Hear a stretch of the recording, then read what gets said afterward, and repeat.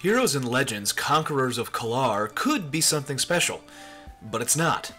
In fact, it's kind of a big letdown. When Phoenix Online Studios announced it about a week or so ago, I was pretty jazzed. Sure, its 2D visuals looked basic, but the idea of a turn-based RPG all about combat seemed like the perfect thing for 15-minute game sessions, or just to get in there and have some sort of Final Fantasy experience without all the, 40 hours worth of cutscenes.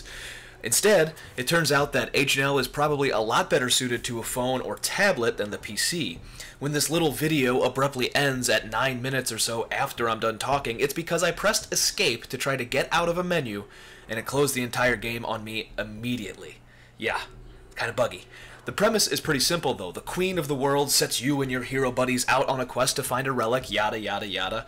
Nothing too interesting here. You have a mage, a fighter, and a cleric paladin of sorts to start, but you will unlock 2 more characters to swap between later in the campaign. It's a bit of a bummer that you have just these sort of nondescript heroes to play with and can't create your own, especially since they're all kind of vanilla in terms of character and personality. There's an overworld map you work along to progress the story, and each quest throws wave after wave of enemies at you until you fill a progress bar and win. This wouldn't be so bad if the game structure was set up a bit differently. Your heroes auto-attack on a timer rather than you planning out each turn a la Final Fantasy.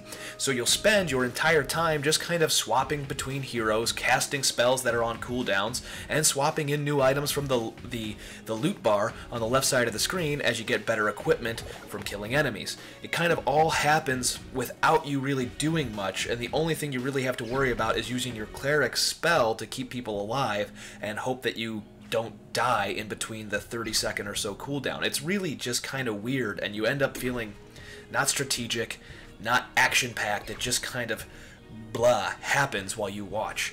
You can craft, salvage, and equip new armor between missions, but it's really pretty basic. The whole time I played, I kept thinking, this feels exactly like a free-to-play game for my iPhone.